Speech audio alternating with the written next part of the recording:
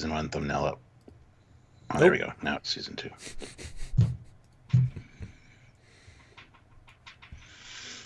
Hi, guys. There we go. Greetings, Star Trek people of the universe, and non-Trek people of the universe too. Indeed. Howdy, howdy. What are we doing this fine? What day of the week is it? Wednesday evening, afternoon, morning. Season 2. Star Trek episodes. TOS. Oh. Yes.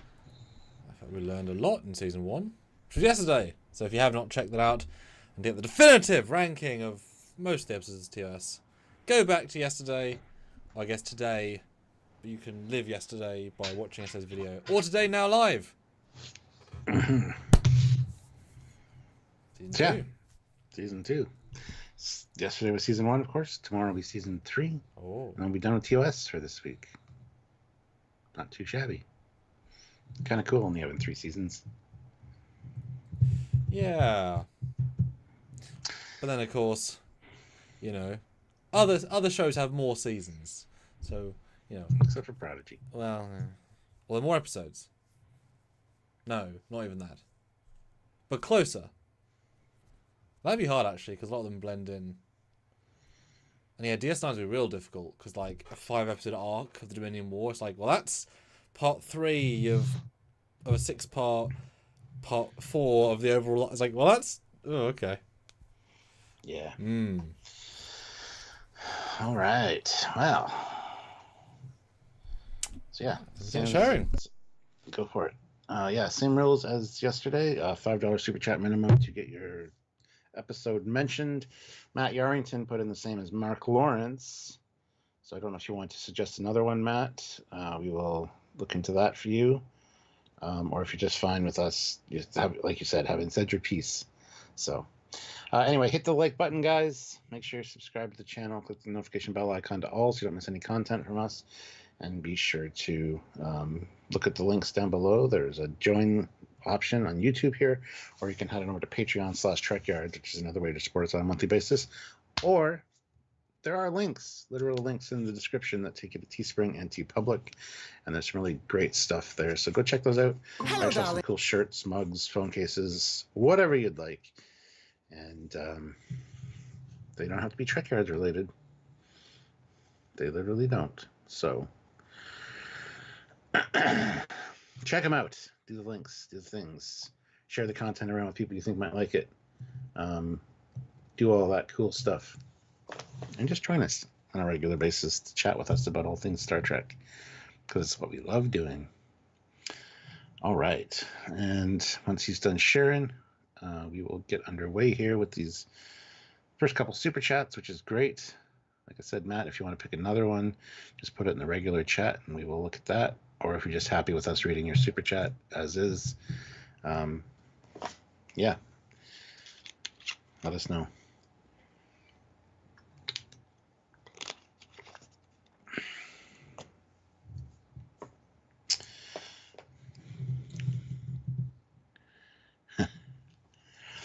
All right.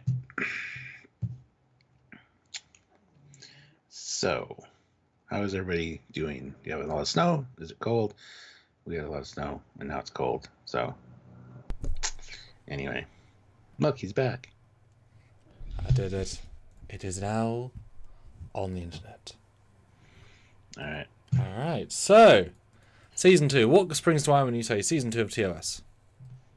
Nothing. Oh. You asked me this yesterday. I know. Lead together, so it's the same answer. But new people today, Stuart, hopefully. Gotta hope. Season 2 for me, I assume they found their footing. That's kind of where my head goes to. Maybe less experimental and more core character work. But we'll find out, right? Yeah. Because that's what we're going to learn today. Yeah, where are we starting? And again, we want to look at all 26, but it's not up to us. It's up to you because you guys put them in. I'll do a poll as well. Okay, well, you do the first poll, and I will bring up the first one here with Mark Lawrence of $20. Whew. Just going to be listening in today while I dig in my backyard. That and pouring a lot of concrete. I'll put in for the Doomsday Machine. My fan designed ship involves that infernal thing as well. Cool. All right. Yes, the Doomsday Machine. A few people have mentioned. All right. Good, Matt. Matt Yarrington. I'll get to yours when we get there, but thank you. All right. So yes, Doomsday Machine, probably one of the most standout episodes from season 2, just for the sake that there are a lot of ship shots and special effects. So the remaster was a real treat to see because they definitely changed a few things. You got Commodore Decker, but not anymore. His crew tried to save his crew, beam them down to the planet, thought he would be the man to go in and save the day and be the only one to die, and that was the exact opposite. Went a little loopy, and little. Yeah, love him trying to avenge his crew by commandeering the Enterprise, essentially. And we got some crazy talk, and Kirk on the poor Constellation. Not with my ship, you don't.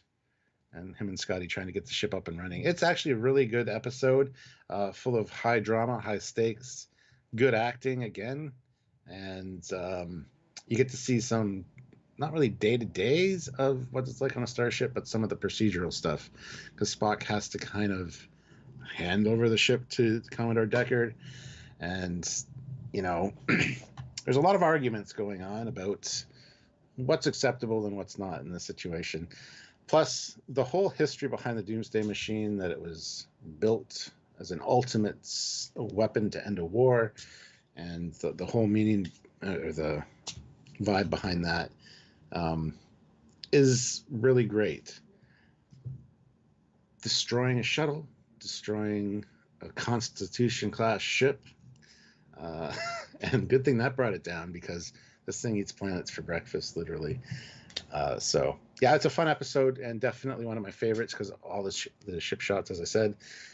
So a real standout for me as well, and a lot of people have mentioned it, so it is definitely a fan favorite.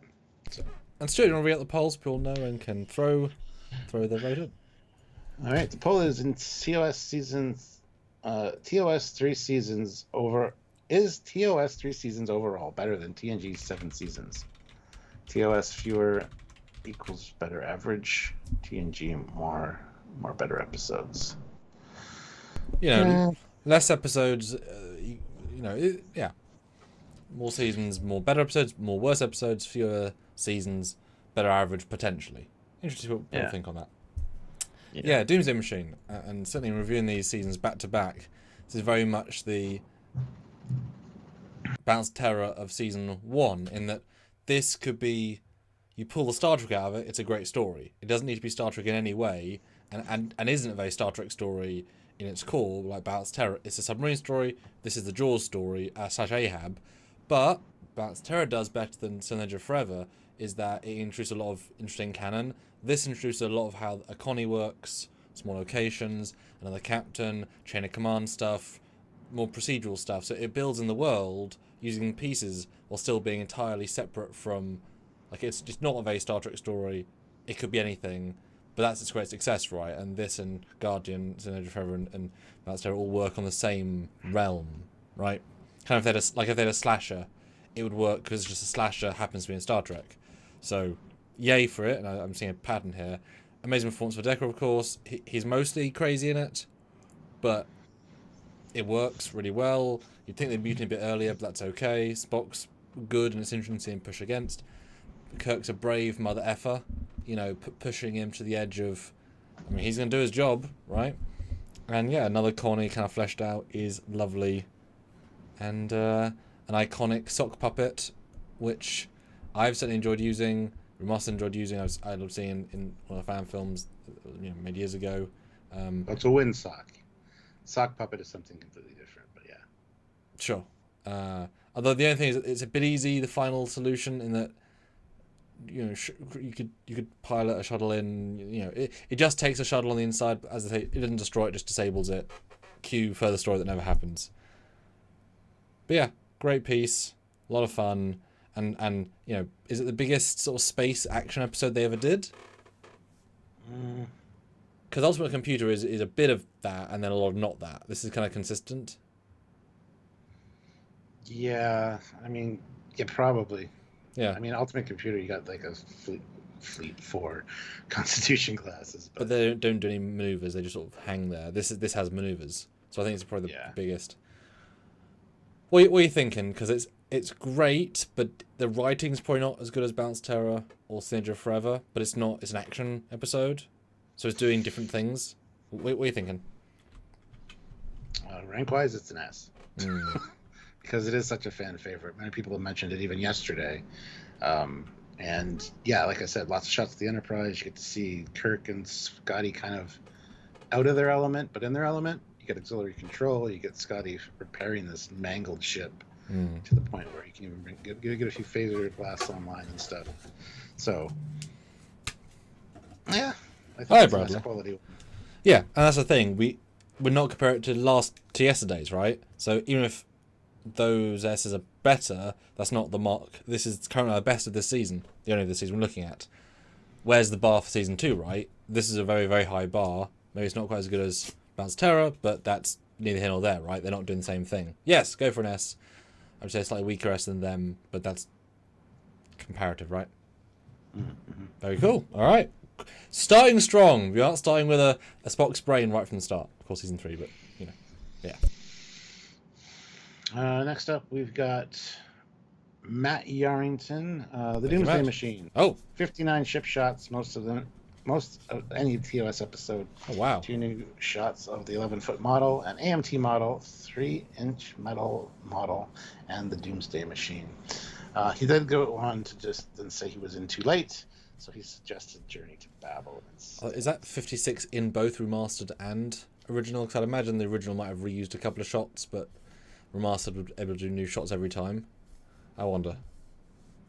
But this is the sort of episode that could have done with a remaster plus, you know, new shots that work in a new way, not limiting to the edit of the time, kind of how it could be done. They did do that, though. There are shots that aren't in the original. Well, there you go. Cool, great. Yeah. All right, so Journey to Babel. This is a good one because it's political intrigue. There's a spy on board. You get to meet Spock's parents, Sarek and Amanda, and learn about the kind of relationship that he has with his father. You get the guy disguised as an Andorian trying to disable the peace talks. You got a ship attacking the Enterprise with maximum power because it doesn't have to rely on any of its power to get home. And then you've got the stubbornness of Sarek and Spock. Sarek gets stabbed, I believe, almost murdered, and he needs Spock to get a blood transfusion from him. And Spock's, of course, on the bridge. Kirk gets stabbed or injured as well in the battle with the Andorian spy, and even though he should be in sickbay, he goes up to the bridge to relieve Spock because Spock's stubborn, and eventually they get it all sorted out. But yeah, there's some really high stakes here and some excellent interpersonal conflict and drama, which I think works really well. Plus, we see the Tellarites, the Andorians, like a whole bunch of really great species from the Federation in this one. So there's a lot to like here as well. This is very Star Trek, I think, and I love the kind of spy story going on and all that. Very multi-layered kind of episode. Action and yet political stuff as well. Yeah, and of course, look at the remastered as the baseline, because that's what we're doing for all of these. This is an absolutely stonker of an episode. You get really different visuals, a la the dress uniforms and what is a formal gathering with a wonderful array of aliens and classic visuals and classic costumes and introduction of many aliens, or at least another use of them that are all very good and interesting and effective. Sarek? Sarek? Yeah, is 10 out of 10. While being a dick, but still logical and not emotionally a dick. Even amazingly balanced. Amanda, the fact that the fact they achieve a, how is she living among Vulcans and not doing that, but yes, still having that, the charm, again, perfectly, just excellent. The drama is wonderful. Bit limiting that they haven't talked in so many years, so it kind of locks you in a bit of canon, but that's okay. Really good pace, really nice. You know, there would be enough story here just for the Babel conference and Sarek and Spock, and the fact they add the espionage, the murders, all that stuff is continuing. Is kind of Mission Impossible, right? It keeps adding layers and layers and layers that all add fun to it. Yeah, it's an all-round wonderful piece with, I believe, a really great Kirk Kung Fu corridor kick, which I think Shatner actually did. If I yeah, he recall. like jumps off the wall and slams his body into the Yeah, so some crazy one. Yeah, I mean this is a fantastic one. I'd say this is absolutely S quality. I think this does so much textural oomph, and really strongly written. Plus, we get to see like the door going into the shuttle bay. Yeah. You know. Which is like, but how did they do that? Because there isn't a, like, that's.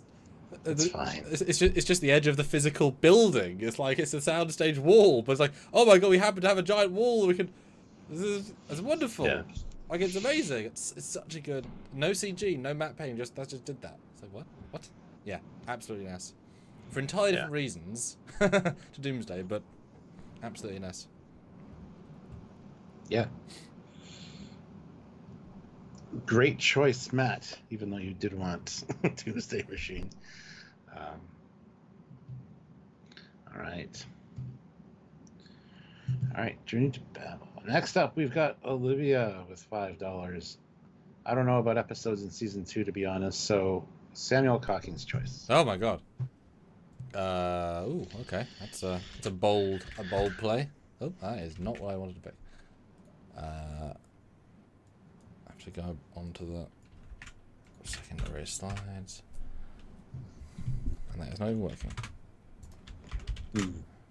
Hold on. Vote in the poll, guys. We have 14 votes. I'd like to get as many as we can. Interesting score right now. So go vote. And also hit like.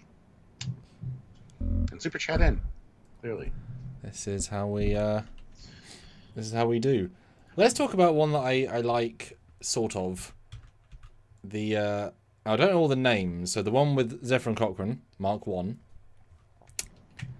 Metamorphosis. There we go. See, this I have strong memories of because it's in one of the books, and the companion and Zephyr and Cochrane and evolving and linking that to First Contact and all that stuff. So that more tangible in the companion and all that jazz. I mean, a bold episode in terms of overall canon, meeting the guy that invented warp and resetting the history that you invented, but not really because you haven't mentioned him yet, probably. But then you'd okay. Cute love story with the gas cloud that's somewhat successful. He's not very hard-edged, though. This guy, he's very vanilla. But, I mean, nice chap, pleasant chap, decent set. And it's an odd love story that you could really only do in Star Trek because it's just kind of a bit weird, but still grounded in the Trek logic. Yeah. Yeah.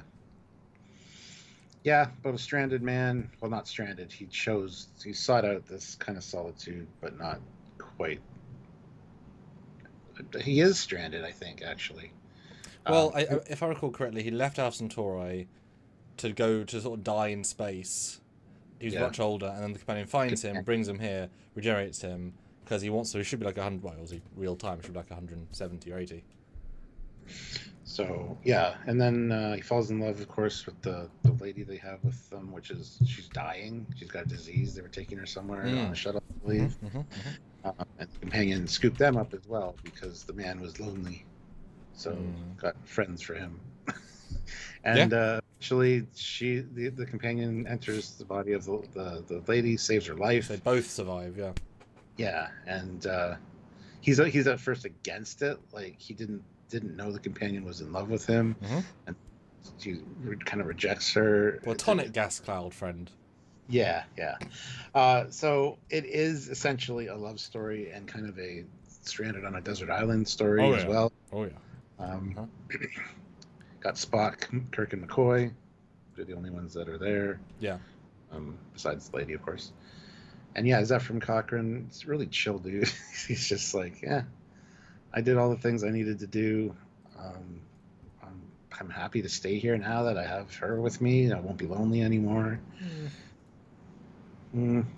But anyway, yeah, it's an interesting story.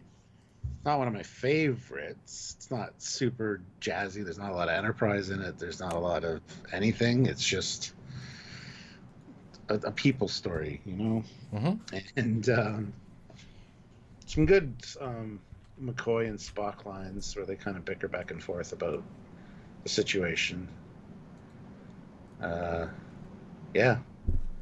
Nothing really super great for me, honestly. Well, that's the thing. It's only hella special because it's the inventor of warp, and you connect it to First Contact, and like if it was anybody else in any other universe of any other story, it wouldn't be important. It would just be an average episode. But because of the guy, the one, the only, Babe from Babe, right?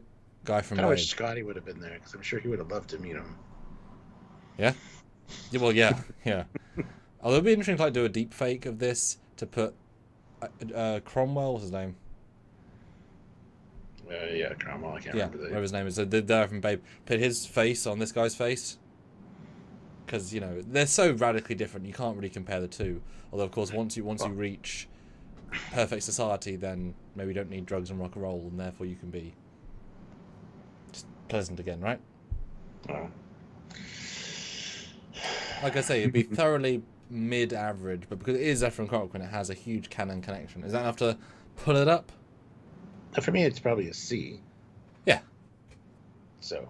Yeah. If they'd like seen his crashed, warp ship, I mean, it's all linked to canon, right? If he'd had like a Phoenix on his desk, impossible things, then it would have been really cool, Or Spock shows on, if they had the Enterprise in orbit, show on the monitor the Phoenix, and in the 60s they could have put a random ship, and then room else they could put the actual Phoenix, and you could, you know what I mean, do something really special with it. There's potential here, but it's still a bit average. I want to see your opinion, because you could have loved this one, because again the hyper canon connection. Yeah, no, not so much. Okay, that's fine. Mm-hmm. Put in a few more, guys. We coming on to the last super chat we have here, so we ain't here to put them ourselves, so we're going to chat amongst ourselves. Yeah, there's a lot of great season 2 episodes. So. Olivia, $5. Who mourns for Adonis? Star Trek: The Original Series, season 2, episode 2. Just because my dog named Apollo. All hail Apollo, the great liquor. Yep. It's a giant green hand in space, man. One of the literal mythological gods, Apollo. They were in fact aliens who were worshipped on Earth, and then eventually had to leave Earth. And he's one of the last, if not the last one left. And he craves worship. He kind of rely on it for his power. So he takes the crew hostage, tortures their ship a little bit, Scotty's got a girlfriend in this one. Standard evil fare. Well, not evil fare. I believe Scotty actually gets zapped and killed in this one. Yeah. Again. Happens twice this season, but that's okay. Well, James Doohan was up for negotiation for his contract, and they thought, if we keep killing him, he'll say, "Nah, I'm good." Right? Season 3, I want to stop throwing me to the ground by laser beams. I'll take the same pay. It's fine. Maybe, yeah. But yeah, it's I love the idea of the ancient aliens being mythological gods, or the gods being ancient aliens. This is also the one where Uhura kind of tells off Spock a little bit. She's working on the kind of communications thing, and he comes in and tells her to hurry, and she's like, "Look, if you want this done, get the fuck out of here. Get out of my office, you scientist. You don't know how this thing works. You're a scientist, not a comms specialist." Yeah. Fair. But a very jealous Scotty. A weird romance with him that's just out of the blue for this episode, but that's fine. Girlfriends happen, right? Yeah. Yeah, and then they end up basically destroying his temple, which again is an amplifier of his power. Some similar themes here. Stop it, 1960s. Beings can have power without needing an amplifying but it's their Achilles heel. It's the Ah, linchpin. ah. But, Achilles, Greek god. it's the linchpin that you can exploit to beat them in these situations. So it's fine. It's a fun episode, and I like a lot of the mythological tie into it. So yeah, it's fun. This one, positively or negatively, is severely improved by the Star Trek Continues episode, which I like a lot, which brings Apollo back, which feels very faithful because it's the same guy. So I kind of have the epilogue in my brain as an add-on, and it's so effective that I'm thinking about just how the TOS was, but I'll go with that. No, I've always really enjoyed this one because I think a lot of these, and I think we'll find this as we go through the 3 seasons, have semi-similar setup and or goals. This, I think, achieves it more successfully than most, as in, it's a simpler concept. Greek gods, they were actually real, and this is them. Cool. I get it. It's very, very simple, right? Very easy to understand. Then, really good guest actor who's not too big. He plays it like a real, he plays it like he knew he was a god, but really was an alien. He plays it beautifully. Costuming is simple as hell, of course, but really, really appropriate. I really like the set. Again, very simple, but I think better done than a lot of these sets, where it works for the theme. And the pace is good, the story is good, the tension's good. Chekhov's hair is there. This was the wig. So this is the pre-tribble. Yep. Yes, the girl's a bit whatever, but they needed the 60s love story, put her in a very fancy dress, whatever. Yeah, and the hand's pretty darn iconic. And then the end is odd that he doesn't get killed, he doesn't stop it. It's how it's what does God do with the starship? How can God destroy a power source with phasers? Well, it's odd, but but they're not gods. They're aliens that happen. So it makes sense. It's just an odd way to end it. But I'd give this an A because I think it does mostly everything great. I just don't remember enough of the nitty gritty dialogue to get an S, but I think it's one of the best of its type in TOS. Yeah, the dialogue's a lot of sussing out why, he doesn't stray far from the structure and blah blah blah, and figuring out that he needs worship essentially to make him go. What do you think? I'm a bit too positive, or is that about it? Yeah. Oh, that's good. It's a perfect Star Trek concept. And tying it in with, like I said, the Greek mythology is fantastic. So, yeah, I think it's great. It kind of reminds me of from the animated series with the winged serpent. Kukulkan. Yeah, it's the same vibe as that. So, yeah. They love that ancient aliens. Like Gene's aha, I don't believe in gods, but I'm going to introduce them constantly. It's like, yes, because they're not really gods. None of them are gods, yeah. Yeah, just all of them. Every movie, every whatever. Yeah. Okay, cool. Excellent. All right, 21 votes on the poll. Ooh. 24 people here. Go vote if you haven't already, and hit that like button. We have 28. I want to get to 30 at least. So at least. And more super chats. We got a lot more episodes. I want to talk about episodes today. Because if they don't all get in, that's not up to us. We actually leave the power to you guys. That's part of the fun, but also. Yeah. Where we go next? Matt Yarrington, $5. Trouble with Tribbles. Does everything, including a new physical model, original, not remastered, or Deep Space Case 7. Let's just see here. Great. I did see the picture for it. There it is. Yeah. Is this as iconic as Sitting Edge of Forever?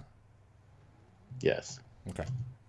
I think Tribbles have become known outside of the Star Trek fandom as well. It's one of those breaking the barrier, the franchise barrier. This is a fun, lighthearted episode. Yes, you got Klingons. Yes, they're causing problems, but not really. It's very much just a chill episode. There's quirky music. Got a cute little fuzzy thing. You got the dynamic of Kirk dealing with Mr. Barris and all the bullshit around that. So there's a lot here that's really fun. And of course, Trials and Tribulations really adds to this immensely. Love seeing Kirk with the piled high with tribbles and getting bonked on the head by them because that Dax is in there tossing them out. I think that's hilarious. But no, this is a fun episode to watch regardless, even before Trials and Tribulations. It's so lighthearted. It's not in any way serious, really. And yeah, we got the Space Station K7. Originally got the little AMT model of the Enterprise hanging outside the director's office window with saggy nacelles. It's fine, but an off day, it's fine. Some fun stuff. And then of course, yeah, Scotty with the whole calling the Enterprise a garbage scow, and that's what starts the fight, not defending his captain. So there's a lot of really fun little moments in this one.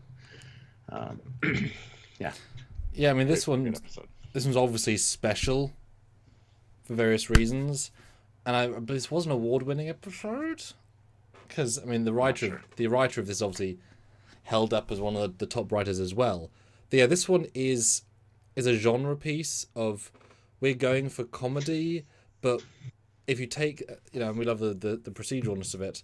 What does this episode tell you? It shows you a new station, civilian stuff, economics, civilians, everyone working in the ecosystem, and Klingons having to work within the system of the neutrality, which is interesting by itself, and to not just be at war, and then to see, which is never really used again until Tyler Voctable Penis, but having, you can make Klingons like humans. That's a huge deal.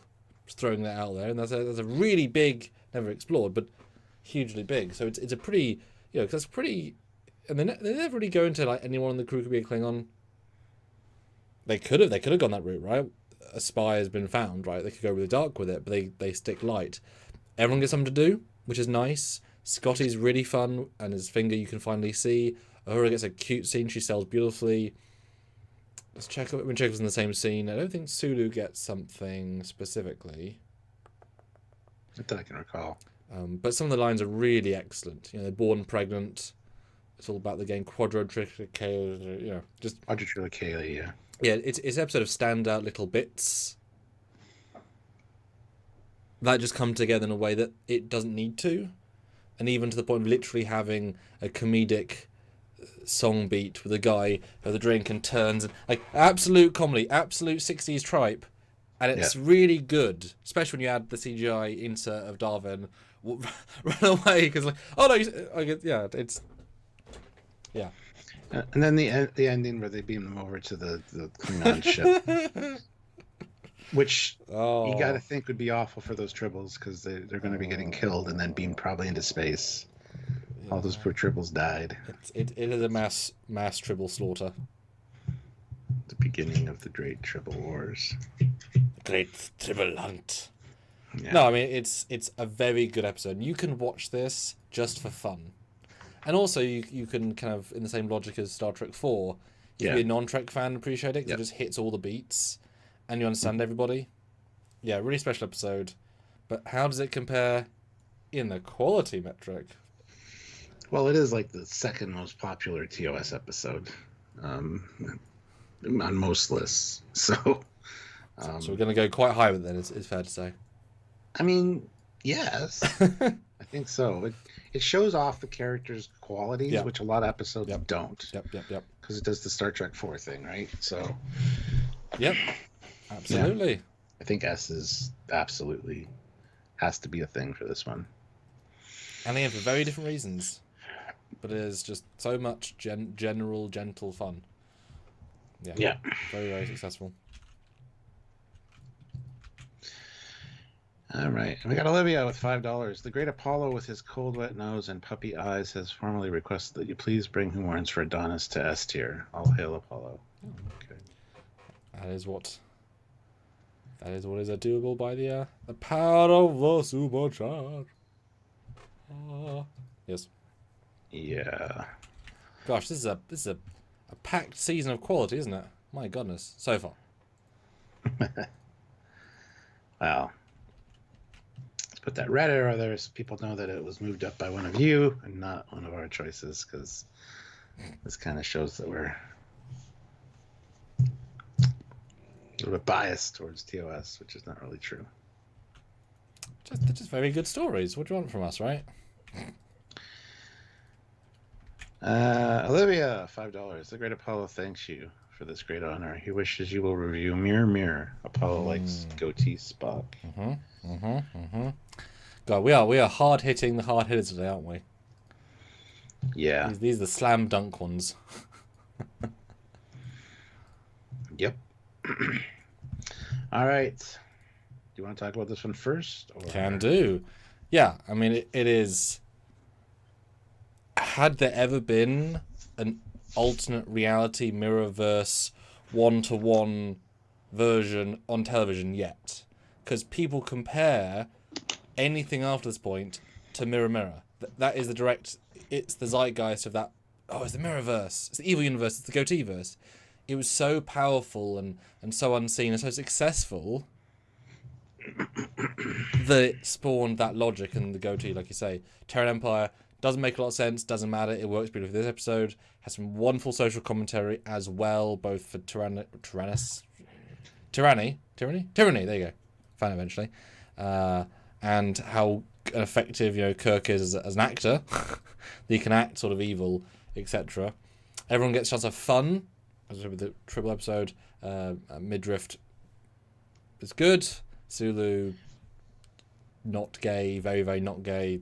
Fun scenes. Yeah, everyone just has a good time with this, and it's amazing how different Nimoy is Spock while still being absolutely fundamentally the same guy. He's the most the same while playing it so different. And that's testament to Nimoy having such an idea of what he wants to do with this. Great costumes, not just recycled. These are new. I mean, the exceptions, but these two look excellent. Could have done with a bit more exteriors, more than the one shot that was just mirrored cage. Something. It's fine. No, it's fine. It's fine. Remaster it. Add some nice pennant stuff, and a fun accident leading to canon made for up until last month. Yeah. Sorry to bring the tone of the live down. Convergence of ion storms, Yeah, absolutely wonderful. Yeah, I mean, I would have liked a few more shots of the Enterprise, the Mirror Universe Enterprise. It is the Cage Enterprise, and it's just going the other direction, orbit-wise. But honestly, yeah, the crew definitely have interesting personalities in the Mirror Universe. Sulu is very... He let his acting chops kind of do their thing during that one because it was very evil and sinister. Yeah, we're saying. Yeah, the uniforms are great. The sashes, the daggers that have become iconic, the agonizers. I have one here for when Sam visits. And yeah, it definitely created... I mean, the Mirror Universe is such an interesting concept, and there's been so many great comic books and novels written about it. Oh, God, yeah. And then you get Deep Space Nine, which I'm not really the biggest fan of their version of it. But it undoes it. Yeah, it does. And then, of course, Discovery, which they kind of used Mirror Universe as a crutch in Discovery, let's be honest. But seeing our favorite characters being a darker version of themselves is always great. Kirk's little machine that makes people wink out of existence. I want to learn more about that, please. Yeah, different captain's chair on the bridge as well. Higher back, which is kind of cool. They didn't have to do that, but definitely feels different. And of course, the Terran Empire logo on all the doors. It's just seeing the same Enterprise but different is really cool. So yeah, and the fact that you get the sense they're sort of irredeemable. These are bad people, right? That's just the world they live in. This isn't just our Chekhov was brought up a bit differently. It's like no. This verse has them be real bad. Yeah. Yep. And Trek culture fell asleep today watching the Immunity Syndrome. Woke up when McCoy Kirk does the nod. Yeah. Good to see you. Good to see you. He's like, we're in the Mirror Universe now, am I right? Yeah. No, this is embarrassingly another S, because it's just... I think this is the most, of the one so far, it's probably the most consistent of the S's. I would say it reaches a high bar early and maintains it. Now we're finicky between numbers, right? I think that's probably the strongest S. When I say best, I say strongest. There's a slight distinction. Yeah, strongest with Doomsday Machine right behind it, I think. Yeah. But yeah. That has a little more of the peaks and troughs, like little ones. Mirror is pretty consistently just great. Yeah. Very nice. All right. Happy with that. Sergeant Montgomery, $5. The name of the game is called Fizbin. I just watched it half an hour ago. That's fresh in my mind. I believe we need a piece of the action. Yeah, you listen here, Kracko. All right. This is one of my favorite TOS episodes. Again, seeing Kirk and Spock do the accent and trying to fit in and having fun with the gangster thing. It's really great. And the fact that these, I forget the name of the culture, Indosians? Something. Yeah. They find this book about Chicago mobs in the crash of a ship, and they model their entire society around it. It's such an interesting idea. And again, a fun episode. You get to see sort of more of what the Enterprise can do, where they use their phasers on a whole block to stun a bunch of people. That's this one, okay. As it shows strength. Cool to see that, because they always talk about the devastating effects that a starship can have on a planet, and you never really get a sense of it. Even that just is kind of janky, but it's fine. But no, Spocko and Kirko and the whole Fizbin thing, there's some really fun moments in this. Again, it's kind of like Trial with Tribbles. It's just a lighthearted episode. There are serious stakes, but they're not played as super serious. You beam up Kracko and you have him look around the ship, and he's like, "Hey, I only saw like 6 guys up on that ship." And Kirk's like, "That there's 430 people up there. How do I know?"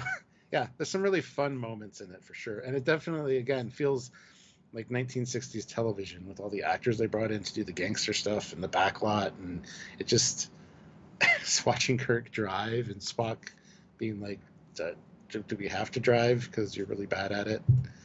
You're a great starship captain, but you're not a good driver." Thanks, Spock. Appreciate it, pal. So yeah, a lot of fun moments in this one, and I absolutely really love this episode. It always puts a smile on my face. I'll always watch it if it's on. Yeah, the dynamic between Kirk and Spock is fantastic, and Scotty as well. Scotty trying to decipher the whole the lingo of the time. Yeah. Yeah, it's fun. It's fun. So this one, I'm scrolling, and I remember the visuals, but not the dialogue. Except those little caricature joke lines. But it's interesting, I'm scrolling, it looks like it stays sort of on the same pace the whole time. Very much like Trials and Tribulations, like you say, which kind of recycles locations. But yeah, the concept of this is absolutely 10 out of 10. Oh shit, this is what First Contact Protocol is all about. We ruined it. We affected the culture. Makes no sense. Awesome. Love it. Really good idea. But the fact they kind of go, again from the scrolling, they get the Frisian tech, they get to play with it, and then they have to embrace it, and then have fun, but in a very it's silly, but I guess they know that at the end of the day, they've got a very big ship with a lot of people, they could take anything by force. So the stakes are kind of like, they got Tommy guns, we'll just get some calm blood, it'll be fine. wrong universe. And yeah, the backlot adds a lot of production value, but it's just they just had it, and I'm sure all the costumes just in the backlot propped apart. There's nothing here I'm sure was spent fresh, but it gives it such a flavour, which if at the time I'm sure you'd actually recognise the turns, right? You'd probably recognise some of the suits. It would not be special. It's just cool to see almost like a crossover with a contemporary 60s gangster show. But now, without that context, it feels like a fresh look at the production value. Whereas when we did our TNG review of the Sherlock Holmes episode, we said, is that a backlot? And actually it was fully created. It kind of feels like that in a sense. Just, that was fully created. This is what they happen to have. Although if I recall correctly, they do leave tech at the end. Yeah, McCoy leaves his communicator. Yeah, which is an interesting thing. And yeah, I'm remembering the wonderful guest actors as well. Really, really good. Mm-hmm. Yeah. So I would vote A on this just because I don't remember the dialogue, so I can't judge it as high. That's my only rationale. So I think it's definitely a really fun one.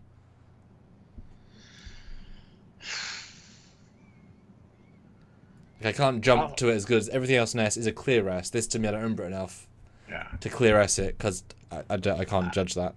I would easily put it at an S, but I don't want to put another S. So I'll put it at A, because as much as it focuses on the Prime Directive and why it's important, and, I don't know, it builds a lot of character between, like, I don't know. I mean, vote now, guys, right? Like, I said why.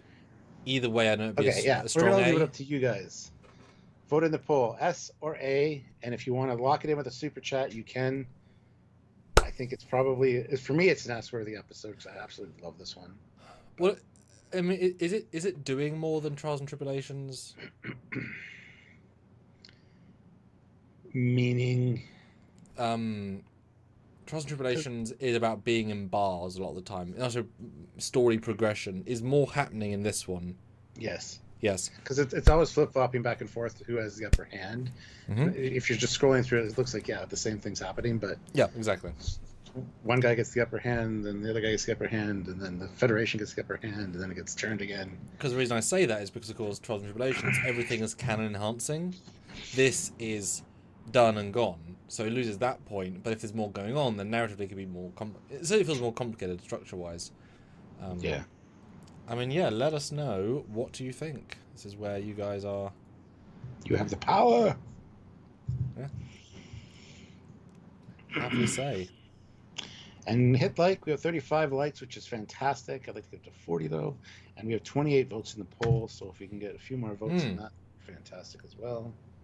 Yeah, I'd like to get at least 35.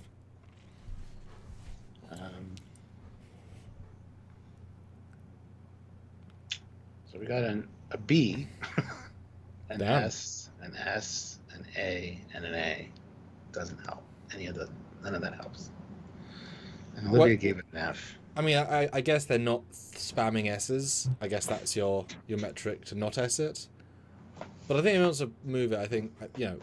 I'm fine with putting it in an A, because like I said, I don't want to have all just fucking S's. Well, I think it's touching S, but again, I cannot give it that flat S, because I do not remember the dialogue enough. I probably will like it more like I say, the second time, I haven't watched it in probably 10 years, because, like, the nuance. But the fact I'm giving it A without remembering the dialogue means I remember how good it is. Yeah, I think A is fair. Like, it's better than the Apollo episode, but they're doing different things. But of course we got skewed a bit. And Trek Culture says I think Sean would give it 40 ups and 12 downs. And we have more 8s now, so yeah, he's fine. Yeah. Although I fundamentally disagree on my personal list, but that's fine.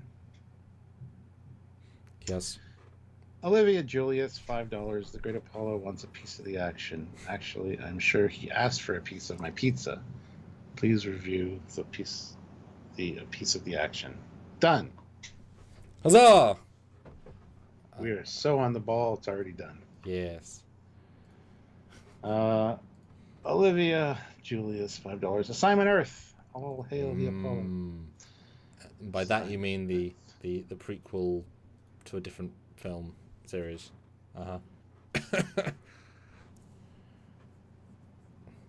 Yep, Gary 7. This is a great one because this actually references another episode where they went back in time with the slingshot effect by accident. And so they're like, now that we have this ability, we've been ordered to go back and study this very fragile part of Earth's history. And so they're basically sent back in time to do field work and research. And it's almost played boringly. It's like, I'm just gonna... Because is this before or after... In season 3, it's the... No, that's the first season, because it's the intentional one. Yeah, it's played really low-key as if it's nothing. In fact, they even start in the past. It's like, okay. It's easy. Yeah. Sorry, just jumping out. It's easy in this one. Yeah. So, and of course, this was supposed to be a pilot for a spin-off show, which would have been great, of these Guardians that protect Earth. And you got Gary Seven and Roberta Lincoln, and they've had to influence world events to make sure that history follows its natural course. And of course, that ties in later to Prodigy with Wesley and all that jazz. So there's a whole bunch of stuff that came about because of this. Again, it's a fun episode. But it's very 1960s kind of spy drama with fancy gadgets. He's got his pen. He's got Isis, his cat, that turns into a woman. I mean, that's awesome. And so, because it is a pilot episode, Star Trek is just there as a framing device. Kirk and Spock don't play a huge role in it. The Enterprise itself is just kind of observing what's going on. So Star Trek is just the vehicle for this, unfortunately. So this focuses more on Gary Seven and stuff, which is not a bad thing. It would have been great if this had become another series. That would have been a spin-off of Star Trek. But it's a fun episode to watch. Again, this is another one I will watch every time it's on. And but yeah, Kirk and Spock aren't in it a lot, really. Its focuses more on Gary Seven and, making sure this rocket explodes when it's supposed to explode. It's a fun episode. It really is. There's a lot to unpack with it. So Yeah, this one is maybe a one of a kind to have a backdoor pilot, but unbeknownst to people, and for it not to go anywhere, but they've really commit to it to the point that he's almost the main character. And so it does feel like a non-TOS episode. It's a really odd one. But that said, great casting. That's where this thing sings. The casting is so solid, and you get that they are in. Because they would presumably have been asked, right, if this gets picked up, we're going to have at least a year, maybe more. So they were ready to play these characters for at least a year, right? And this is 2 seasons of TOS. They might be thinking more than a year. So they're really invested. Good prop and costume design, simple. But unlike most episodes, this feels dated. Properly dated, because it's set at a point, and we spend half the episode at that point, and it does not, and because it's blending into the time, it feels like when it's set. With, like I said, TOS as a backing. The rocket thing is fine, decent, good. The TOS people are fine, good. Starting in the scene is a very strong start, but it's like it's like everything with the TOS crew is a normal episode quality. Everything with Gary Seven, like, jumps straight away to a 7 for pacing, and then goes down to a 5 and sort of stays at a 5 the whole episode. It never gets overly exciting, but it's always interesting. But it like I say, it's a gentle, fun ride, but it feels almost dated, and it is a very interesting backdoor pilot, which is obviously not successful, but it is a interesting. It definitely would have benefited from having him appear in another episode in season 3 to pay off in some way. That would have, like Mud, it would have really added a lot. But I don't watch TOS to watch an episode of a series that didn't happen, right? So I would say a mid B. I think it's standard. Well, it's better than standard, but it's clever, but above mediocre. But yeah, doesn't really excel. Yeah, B's fine for this one. Yeah.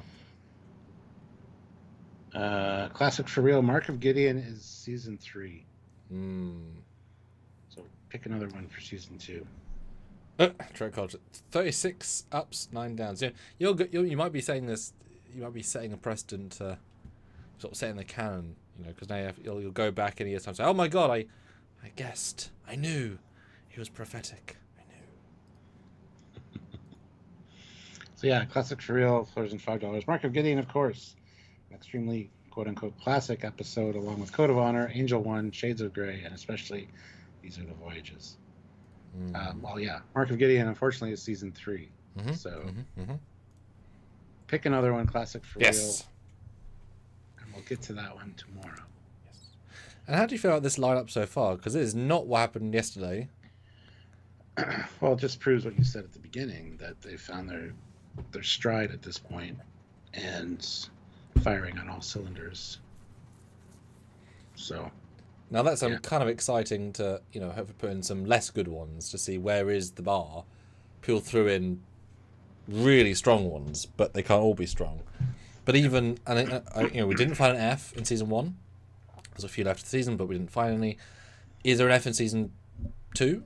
I mean, even the metamorphosis is sort of average. It's fine, but if the average is so high, that's why if you this is why it's a different structure to doing for doing. We did top 10s, right? There has to be a 10th, which means it's the worst, but you might love all 10. This allows us to kind of not have an F if we think it's missing and have, whatever. But if you're actually voting and ranking them distinctly 26 to number 1, then what would be the worst, which is different to how this is framed, because you've now got 5 currently best, but there's obviously best of the best, right? Yeah. Yeah. Has the Edith Keeler one been chosen yet? That was yesterday, because that's season 1. And yes, it has. And we loved it! Stuart slightly reluctantly, of course.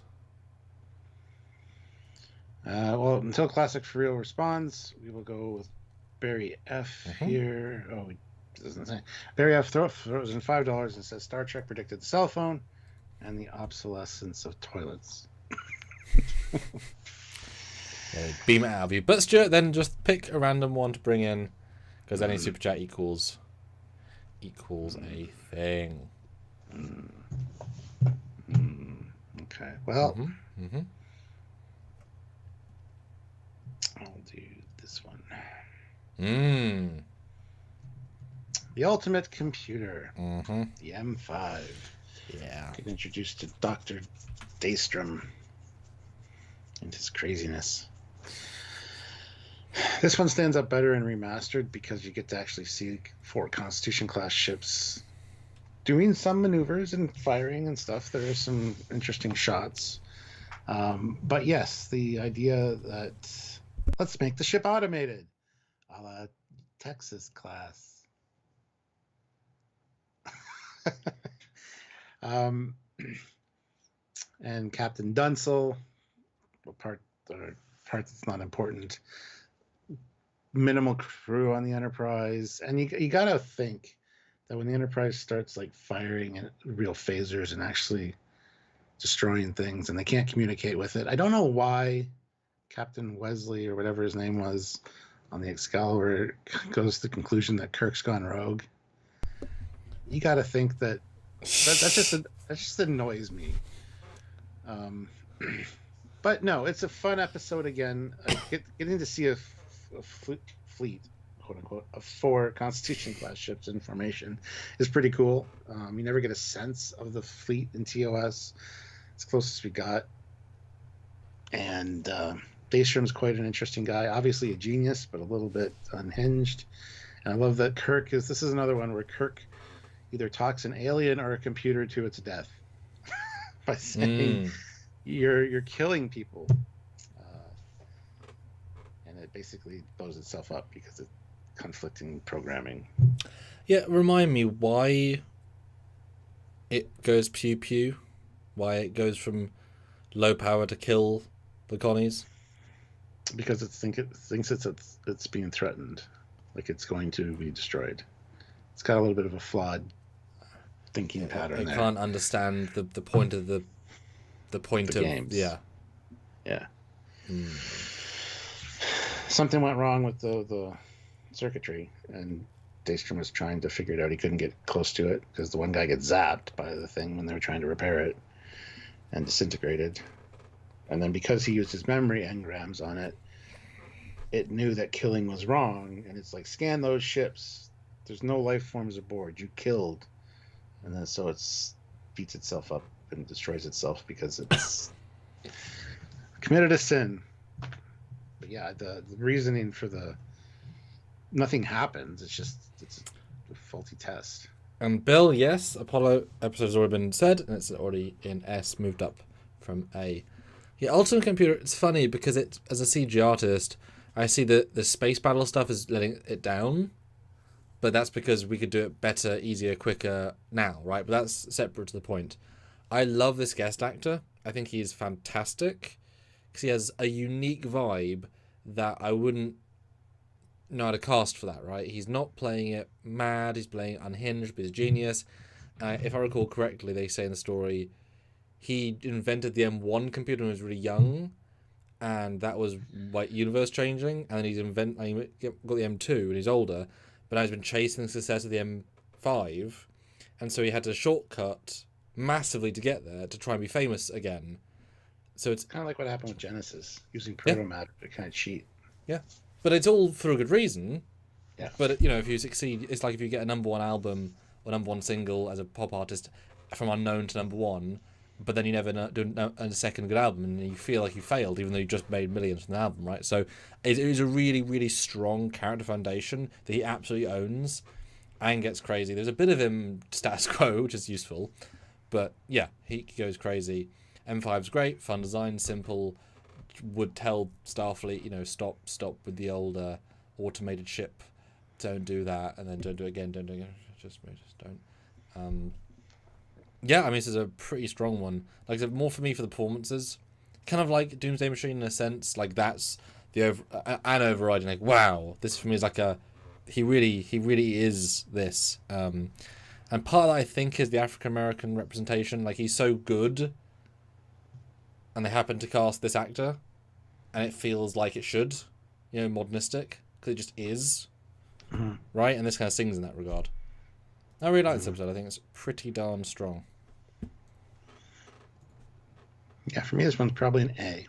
Yeah, I would say, probably, yeah, middle A. I wouldn't say it's touching S, but it's real strong. Mm-hmm.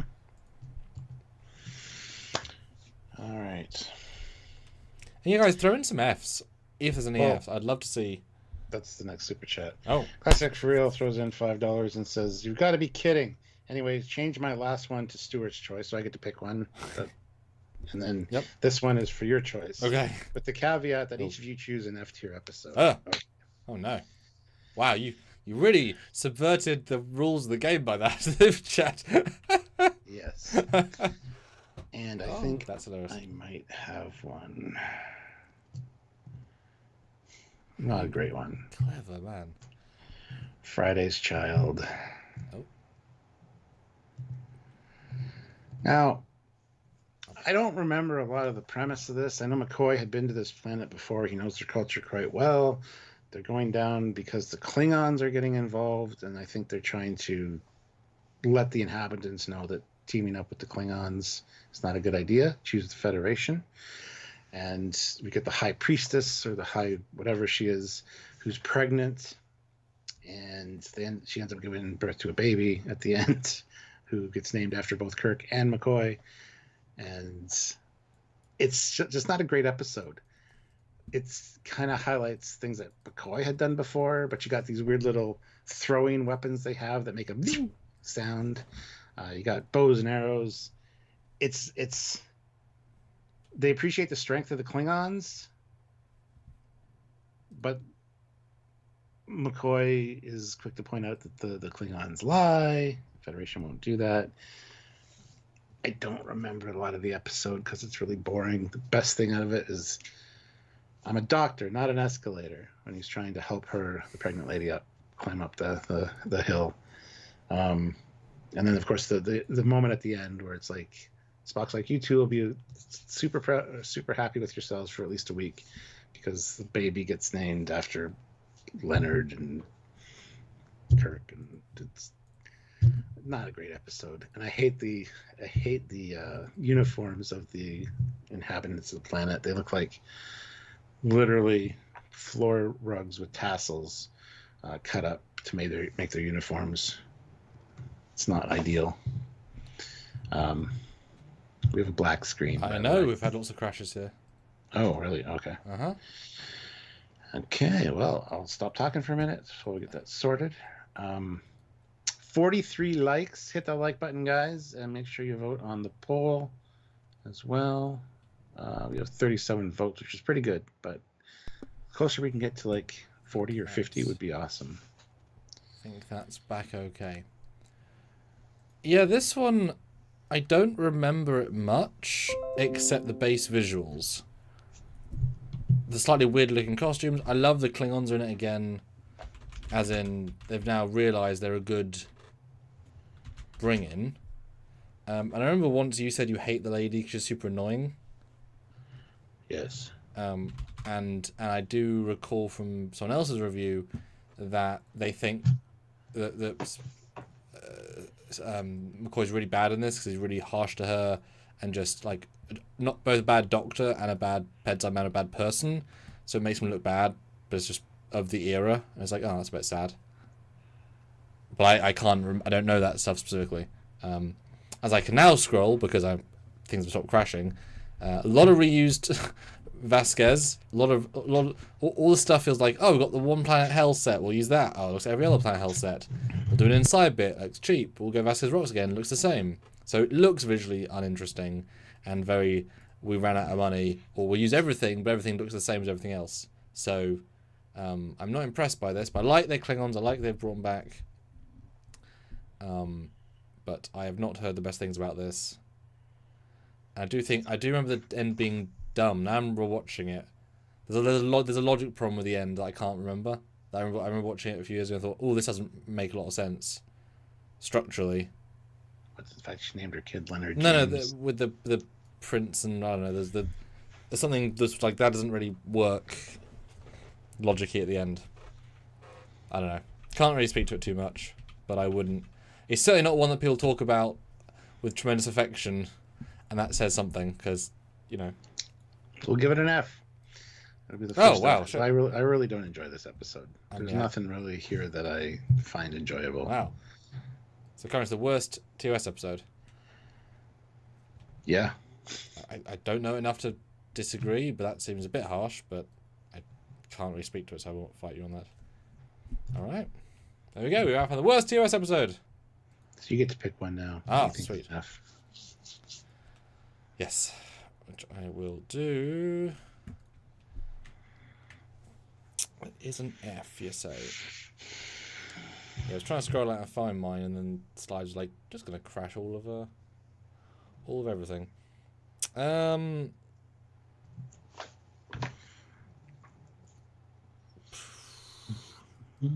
When the only one I can speak to an F is that it's the one I don't know what the episode is. Obsession? This episode, which I skimmed it, there's nothing in it I recognise of any kind. There's this guy, who I guess is a main character in it. Everything's Enterprise. There's no guest actors I recognise. There's no aliens. There's no props or planets. This character is also in Prodigy. It's Ensign Garvik. Sweet. Yeah, what is this episode? I have no idea. Nothing in this is zeitgeist at all, apparently. So Obsession is about a gas cloud that moves from planet to planet and basically feeds on blood. Kirk and Garvik were on a colony that it had attacked. They were some of the only survivors. So Garvik killed his family. I believe he has this obsession to kill this thing. Kirk is also quite eager to kill it. It's all about obsession, about revenge. And they use this anti-grav unit. That thing's full of like fake hemoglobin blood that they're going to use to like draw it in and then explode. I'm kind of vague on the details, but it is an interesting enough episode for the revenge factor, and Ensign Garvik, who of course becomes very important to the Enterpriseians in Prodigy season 1, All the World's Stage. So I mean, that's retroactively just touching on this episode, but still. Well, I mean, I'd say F in the sense that nothing here has stood the test of time, has been any zeitgeist, except Waltke saying, let's bring this guy back. But so nothing in this is done anything anywhere. And most episodes have something that's become something. Nothing here has become anything. But it just shows. Disagree and give it a D. Sure, like yeah. I'm interested to watch it. I mean, that's cool. I didn't know. I thought Garvik was just some background red shirt that cool. No, it's a D because it is interesting. You get the sense that this thing moves planet to planet. I mean, that's actually happens at least twice in this season, where there's something that moves planet to planet, and has been doing so for a long time. And it's basically like the horror movie, The Mist, because that's kind of what this is. It's just a fog that can move anywhere. But yeah, there's a lot of forgettable aspects to this episode for me, but enough interesting visuals and stuff that I want to give it at least a D. And Trekyards says that was a Kelvin Shem prodigy. Kind of. Between different camera angles, they change. They Watch do our video on it. Yeah. Jesus. In one shot it has a phaser, in another shot it doesn't. In the same sequence, in one shot it's a TOS costume, in another it's more Kelvin. Not exactly, but it's more Kelvin. In one the tricorder is kind of wrong, one it's better. So they just had incredible inconsistency between the different shots. Right, I don't know. So they're everything. It was all wrong.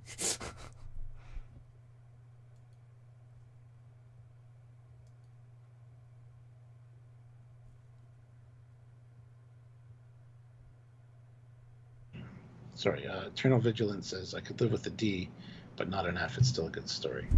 Yeah, that's exactly why I said D. Yeah, it's the only one I could throw in because everything else here is not an F. So the only one I didn't know. There's at least one other possible F here, possibly two. I mean, the wizard one I don't know either. I guess he's a wizard. Cat's paw. Yeah, but I hear lots of good things horror-wise for that, Yes. so I assume that's at least I know what that's meant to be. But I don't. I mean, none of these are. Well, maybe the one on the top right. Anyway, that was the one I didn't know at all. So I threw it in because that's whatever. So we still have a whole bunch left. We've done pretty much all the iconic ones though, the truly iconic. But there's some second tier iconic, right? I mean, there's still a good fair few. And we've still got the Nazis and the Romans left. Let's see, the ones we haven't touched on: Amok Time, the Changeling, the Apple, Cat's Paw, I Mud. Nomad. I'm getting there. Hold on. Okay. I'm doing them in order. Okay. The Deadly Years, Uh-huh. Wolf in the Fold, Gamesters of Triskelion, Mhm. the Immunity Syndrome, Mhm. Private Little War, Return to Tomorrow, Patterns of Force, By Any Other Name, the Omega Glory, Bread and Circuses. Those are all the ones we haven't touched on. So. Quite a few. And now we've got an entire board. So we've got some contrast points. All right, so we got Sergeant Montgomery with $2. Unfortunately, Sergeant Montgomery, for these, because there's only a certain number, we need at least a $5 super chat. But he says another crime-directed story, the Omega Glory. Well, let me do the... So we didn't meet our goal. So no pizza party, but that's okay. So I'll finish out the poll while people throw in theirs. So we asked, is the TOS's 3 seasons overall better than TNG's 7 seasons? Because, of course, if you have fewer episodes and more, and therefore overall less, but percentages of them is stronger, equals, let's say, 50% strong, versus TNG, more episodes, the percentage of strong might be about 30%, but you might end up having more strong episodes.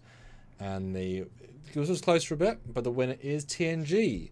People think the more is better, to have more better episodes and more worse episodes, but just more episodes overall, versus TOS where the average is stronger because less episodes overall. Dave in that says, this is your quote, we still have the Romans and the Nazis left. Totally said in a wardrobe producer's budget meeting. Yeah, 100%. Yeah. Sergeant Montgomery puts in enough to top it up, sure. Yeah.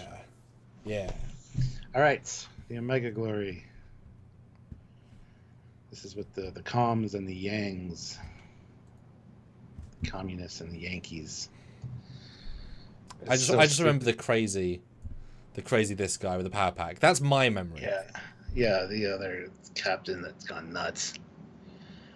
This episode is hard to watch for me. It's not very great. And the exact parallels of having the people of the United States of America, and having an American flag, and being the communists and the Yankees, and its parallel development, just like Miri was with the Earth-like planet, is a little ridiculous.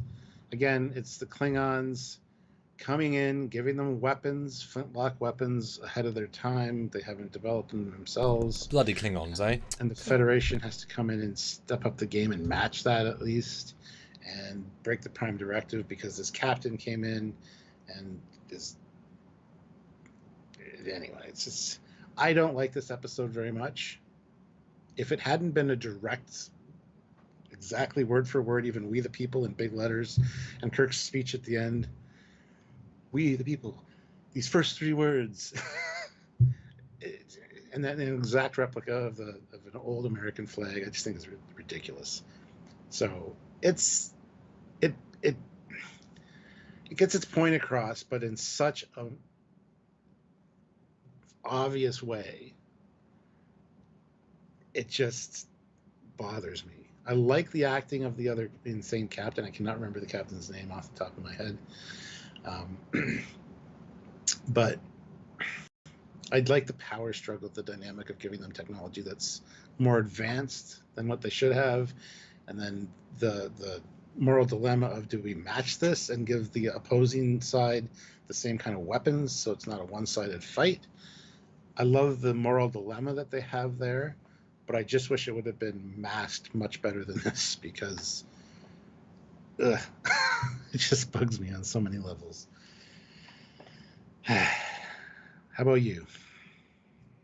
Well, I think this would probably be slightly different if you were an American, because if you grew up, especially at the time, with patriotic values, you see it as do I, we see it as the outsiders. So you might see cringe, they might see, yeah, these are the good values, right? So, you know, it's playing... No, it's not that at all, because it's basically the way I grew up is right beside the States. Like, yeah, but it's not your flag, bad. though. It doesn't matter. Oh, I don't care about the American flag particularly. It's just, it doesn't make sense that it be exact parallel. That's the thing that pisses me off. It'd have been one similar to the American flag. Yeah. Kind of disguising the veil a little bit. The problem is, this season we've got Nazis, we've got gangsters. Like, there's so much of that this season that it's just kind of the trope, right? So I'm not going to complain too much. And we've seen, like in TNG, we've got what's the chance of another race that look like Vulcans, identical to Vulcans by 9 times percentile, right? There is parallel development somewhere, sometime, you know, etc. You're right, 1 star different, but then it wouldn't, I guess, have made the point as strongly. And I guess they had the prop from another show. But I do remember people, like, what I remember most about this is that people have said, so this is the episode where, and then suddenly American flag shows up. And it's like, what? That's what I remember people saying about this one. And is this even the Power Pack episode where you learn about the phaser, or is that the other one, the other captain, which is probably the Roman soldier one? Is that the Power Pack one where he like barters to get Power Packs of the phaser, and then he's like, oh, I've been alone on this planet, I've got 3 Power Packs left, and because he's... That's this one. Oh, okay. So because he was just mowing down the communists with the phaser to the point where he has no Power Packs left. So I like that. I like seeing a guy go rogue. It's fun. It's interesting. It's different. I'm scrolling, and it's a weird convolution of like set pieces and props and costumes. I'm pretty sure it feels like there's randomly a barbarian lady in a loincloth. Is that all the same makeup or same costume from when Spock goes into the past and makes a girl pregnant? Maybe that's the same damn costume. Hasn't happened yet, of course, but I feel it's the same thing. I mean, yeah, it looks very sort of what we see in the season, like planet, similar stuff to ours, where you can reuse a prop department. This kind of feels like we're a bit cheap on this one. Like, it's big, but what do we have we can reuse? Mm-hmm. Yeah, I mean, I'm whelmed by it. Although it is interesting, like you say, to have, you know, a space version of a conflict, but then you can add all the post-Hawk space tech to it and then make some confusing whatever. It's a really interesting concept, just not done well enough. I mean, C, I know, because it's letting down the team a bit, or the average is so much lower. I was going to say a B for this one because the message is interesting, of the power struggle and the Prime Directive talk and crazy captains. What happens if you get a crazy captain? I don't really give a shit. We'll put it wherever you want. Go high C.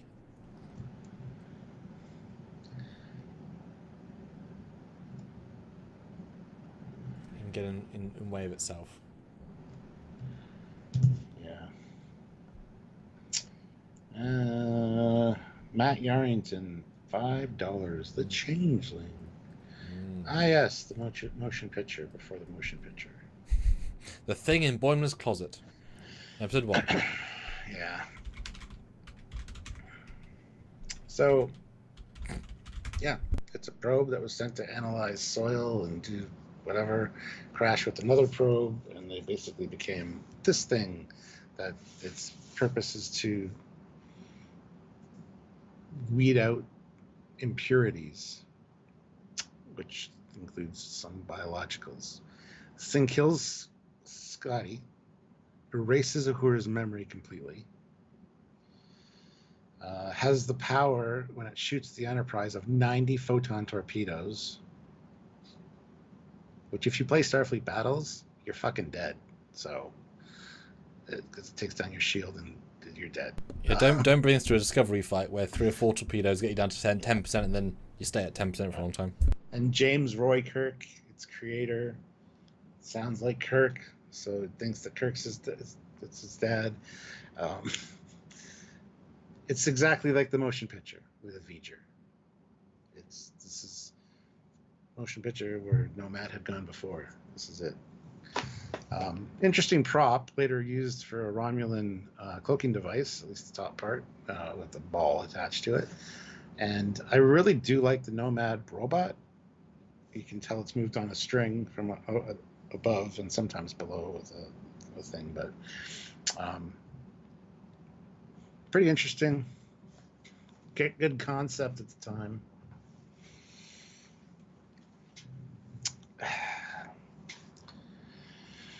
Yeah. So this feels like concept. So this compared to TMP, as I'm scrolling, feels like concept over visuals. TMP is visuals over concept, right? Because it's obviously fresher. It can't do the visuals, of course. But I mean, as I'm scrolling, like that looks like a flying robot box that defies gravity. And I remember watching it, thinking that's a pretty well realized floaty, blighty box that has some character. It's a box, but it works, right? It has to work, but it does work. Yeah, I love how OP it is, and it's less than a person size, or like just a person size, and yet it's absurd. And it is kind of a weird design, so it does have that sort of future Trek vibe, while still being 60s. Yeah, I love it. Kills and brain wipes. It's some fun proceduraliness, right? None of it's particularly wow, even though I say that and it killed Scotty, but he's back, of course. But it's like, so yeah, you get what's happening. It brings Scotty back to life, but it can't reinstall Uhura's memories. Well, restarting she has to learn everything from scratch. Wonder if they told her about her family. Just thinking that, yeah. Yeah, I know. Yeah. Strange New World. They didn't tell her that, so that's why we never. Oh, yeah. That's why. Yeah. Jesus Christ. I remember liking this episode as being a better than average. I wouldn't say fun, but isn't it kind of just doing the old Apollo God idea just in a robot? Right? The high powerful being that can kill you and take over the ship, just in a robot body. Not a bad thing, just we've now looked at a lot of the concepts, and it's a similar concept, just recycled in different form. I think this one also mentions United Earth Space Probe Agency. Mm-hmm. Yeah, I saw the probe picture. UESAP or whatever. Which is cool. But yeah, well, it's solid, isn't it? It's solid. My gut would say low B, because it's a villain creature that stayed the test of time. You know, we all remember Nomad, and of course the joke for TMP has stayed. Yeah. Trek culture. Oh dear. Oh dear. Yeah, I think B's perfectly fair for this one. And Eternal says, if you like this more than TMP, you can actually see the enemy. Yeah, relatable. Not only that, but TMP should have been this long. like 45 minutes. Look at B. Both shots are in the transporter room. Pretty much same camera angle. Wow. It looks like one scene. Yeah, if you mirrored Nomad and put them side by side, that'd just be one shot. That's fun. Huh. Okay. Cool. Oh my goodness. All right. Barry F, $5. Uhura's memories were completely wiped, so they re-educated her one episode later. Yeah, I know. I know. Look, it's not the first time a Starfleet officer has lost their memory. It can't have been. There's going to be a procedure. Jerry on deck 6 has a device. It's not a problem, right? Not a problem. Yeah. But since you didn't put one in, I want to throw one in because any super chat does equate if you don't pick. Now, I picked this visual because it's funny, but I think this is a great episode where the Warp 13 crowd take over the Enterprise. They've inhabited, or they've corporealized bodies that aren't their own. What's the name of the episode? I don't know. Baddie Go Boom Box. Don't know. But yeah, little device on their. Return to Tomorrow, I believe. No, it's not. Little device on their belts turns them into little salt block things, which is such an iconic visual. It's so graphic and horrible. The acting them being so removed, having to go through past the galaxy is fun. Like I said, Warp 13 is a breaks canon, but in a new way, and to take over the ship from people who beat you in every way, but not a Khan way, a different way. By any other name. I love the getting drunk scene. It's just really, really fun, and it introduces Green, and everyone's on top form. Yeah, I really enjoy this one. This is a lot of fun. It's another giant alien power takeover episode, but I like all the visuals for the most part, and they feel so helpless. Yeah. This is the introduction of the Andromedans from the Andromeda Galaxy. That's where these guys are from. And yeah, we exit the galaxy in this one, going ridiculous speeds. This is also very reminiscent of the one episode of TNG where they have the delegates that are, one's trying food, one's trying to seduce Picard, the other one is... that's how their diplomacy works. They learn about the culture that way. It's this kind of the same vibe, because the one guy's going with Scotty. He starts out with the food in the mess hall, and then they move to drinks and things like that. This is when I was going through them earlier today, just to see if I remembered everything. This is the one that I'm most vague about. Right. Okay. But yeah, leaving the galaxy is a big deal. The Andromedans are cool. The high warp speed. And of course, I remember them turned into the little styrofoam block things. Yeah, but yeah, there's a seduction thing going on. The lady is told to hang out with Kirk essentially, and she starts liking Kirk, and then the other guy gets jealous and tells her not to go near Kirk, and Kirk seduces her to get to him. There's a lot of that going on. Yeah, I was just about to pull into that. I think it's really fun because it feels kind of rapey, that scene as I'm playing, but it's because she's never been corporeal in this way. Like, she doesn't know how to use her body, so it makes sense. And then because I remember the first scene, it's all about, we're above you all, and we'll remove these bodies from existence once we get back to home, it'll be fine. And then to see these amazing high Fatum intellects be thrown into humanoid bodies, that it brings them right down, and he can break them within an episode to be jealous, and they don't even know what love is, but they feel it, and it's such a fun, really Star Trek concept. And then they're experiencing humanness. Yeah, I like loads of the ideas here, and the casting's great, and like I say, Green is superb. It is Green. Yeah. Yeah, good. But other than that, there's not a whole lot I remember from this one. But it's just such a unique situation with good characters, not the best characters, but good characters, and it's a proper no-win Khan scenario that we've actually got to talk and think our way out of, because we've lost, right? Mm-hmm.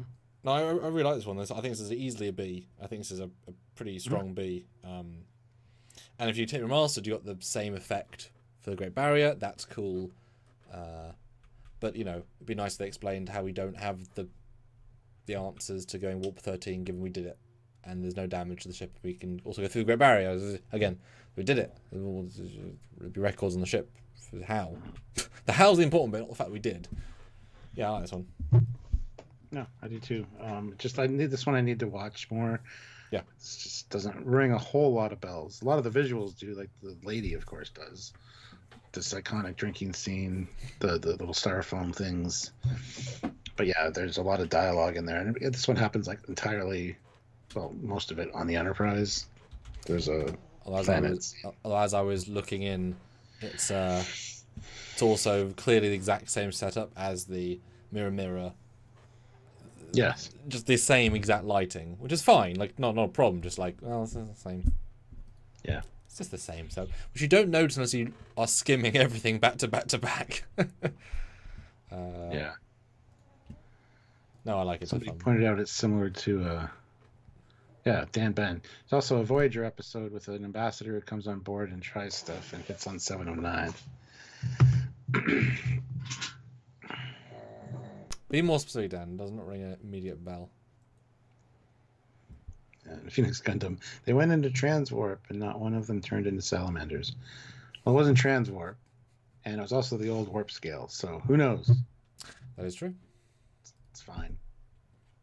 That is very true. It might have been. I seem to remember warp 18 at one point.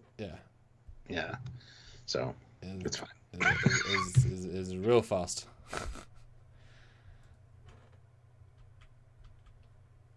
All right. So we've got just under half an hour. There's still lots left. We'd love some quick fire ones if you can.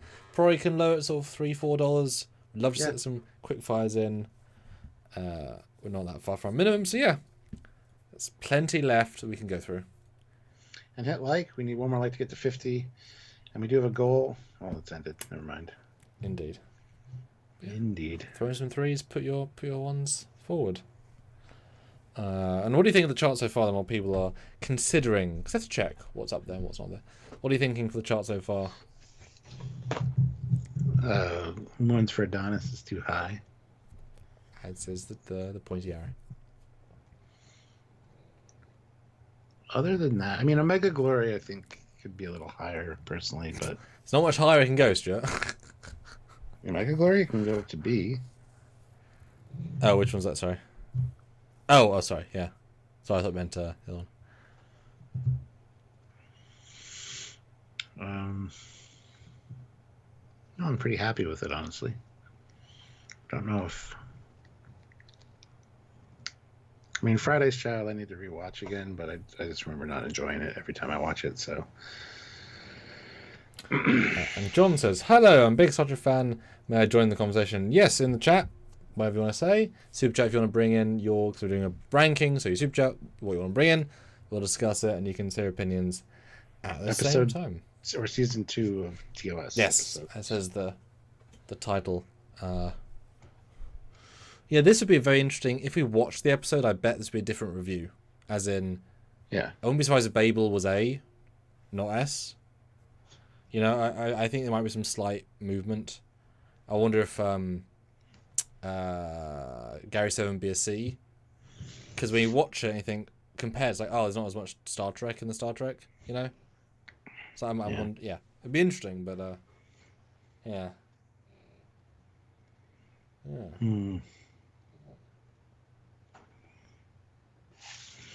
I mean, 52 likes. That's awesome. Thank you guys.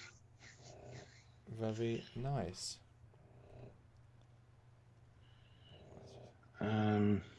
Yeah. So yeah, super chat in. We'll go with any amount now. Just pick a episode and we'll talk about it.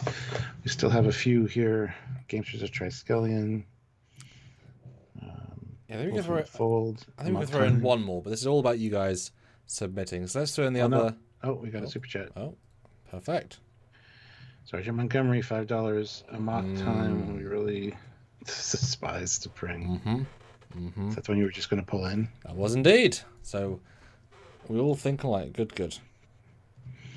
Mock time. The first episode of season 2 definitely fleshes out the Vulcans It's a DC Fontana episode. Mm.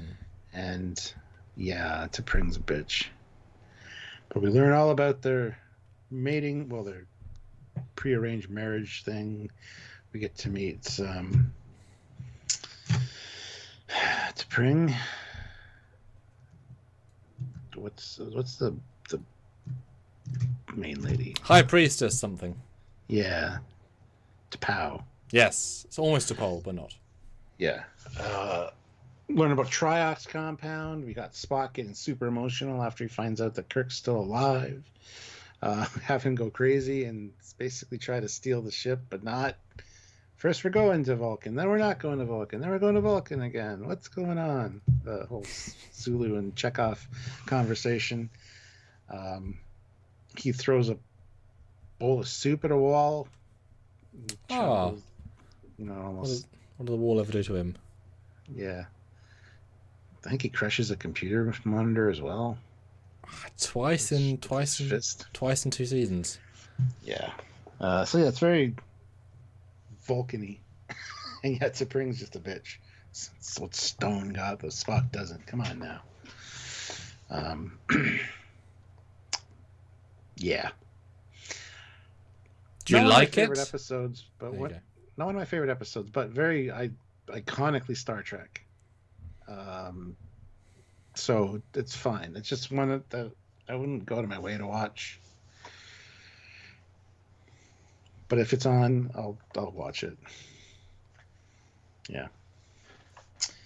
You know, it's funny as I've been scrolling, you see things at 21 minutes, and this happens all the time. The Enterprise is in orbit of Vulcan. Impulse engine not on. It's like, well, how are they moving? Doesn't matter if they're on the original shot. You put them on because they're beyond. Because otherwise we're falling into the planet. Anyway, so what's interesting? No, that's not how orbit works. It's fine. No, I know, but like orbit. I'm just saying, for the audience, like, it wasn't. What's interesting about this episode as I'm scrolling is that I think people remember this episode for the music and the fight. But they don't get to Vulcan for 24 minutes. Yeah. But I couldn't tell you anything in the first 24 minutes, and that's a bad sign. Now, is it because it's been overshadowed? Yes, but half the episode is just, I'm scrolling, it's all just static shots in the Enterprise, right? Nothing visually stands out. I remember the acting vaguely, but like it's not a critique per se, but you remember only the second half, which is fine. That said, nice set piece. They obviously use their entire like standing, Planet Hell set. They've obviously stripped it down a bit and then built this physical set, which is great. Love the orange. Vulcans are fun. Odd costumes, but that's A-okay. It's also ceremonial. It doesn't have to be standard, right? T'Pring, yep. Stranger World lady, come back, please. You're much better. And Spock gets to be real dramatic and real, yeah. But also, as I'm seeing, once you get to that point in the fight, it's all the same visual, and it's a long time for the same sort of gag.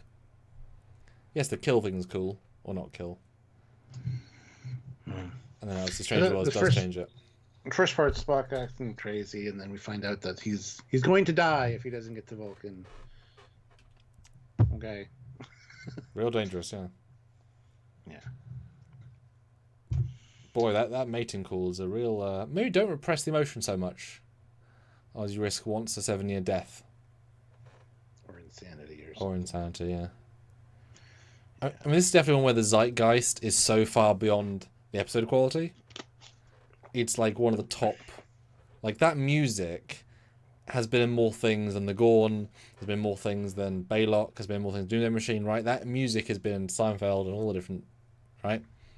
Permeated everything. I mean, it's got to be at least a B, right? Because it's a good episode with some, and I do remember the fact that Kirk's willing to sacrifice himself because he can't win at the end. He can't. Spock outmatches him for strength, stamina, knowing the weapon, it's his planet, his gravity. The Lurpa. And he's a bit mad. So it is a suicide move to the audience because it's his friend, right? I'd say it's an A, actually, because it's the first time we're really learning about one of the alien cultures in Star Trek. Exploring Spock's homeworld, essentially, and getting some of the culture. I think for that, at least, it's an A. That's why I said at least a B. Yeah. Gotcha. Yeah, this would be fun to rewatch because if you're looking for the evolution of the Spock character, it evolved him right here, right? And it's fun to for a race that's so repressed by its very nature to have an episode where one of their deepest, darkest secrets comes out and almost equals death, and like it's a really bold play. And I do remember Nimoy just owning every bit of it, but that's also his Nimoy, right? He's just that good. Yeah. Mm-hmm. So a lower A, I think it's fair to say, neither of our favourites, but still darn strong. Mm-hmm.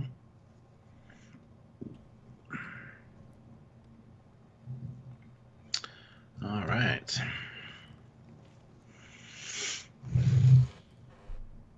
I think I'm going to be space sick. Yeah. That's what Chekhov says because they keep changing course back and forth. Yeah. I like it.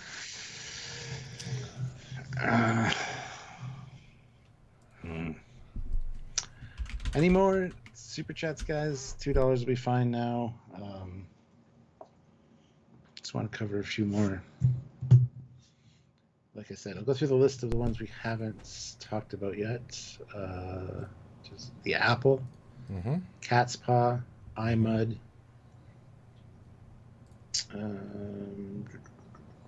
The Deadly Years, Wolf in the Fold, Gamesters of Triskelion, The Immunity Syndrome, Return to Tomorrow, Patterns of Force, come on, and Bread and Circuses. It's a lot less, but we still have a few. We want to cover them all. Not a Band account throws in $5. Mock time up one more rank. Spock loved Kirk more than his own wife. Losing Kirk overcame the madness. Spurk is real. Yeah.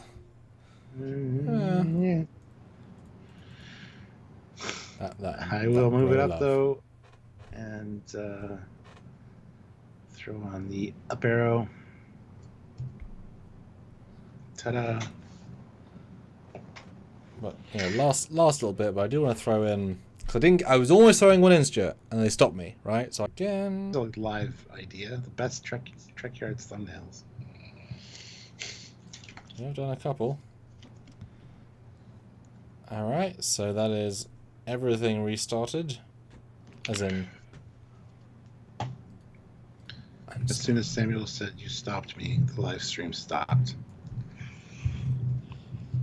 All right. Hello, Stuart. Welcome back. Right, who wants to quickly make us quick fire for the last 9 minutes? I'd love to talk about all the rest. iMud. It's fun. It's silly. They do like an Irish jig at some point, don't they? Or something. Or like a Russian dance. But yes.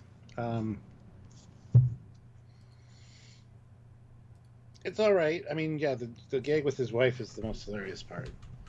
Hardcore Phantom Mud, where have you been? Da, da, da, da, da.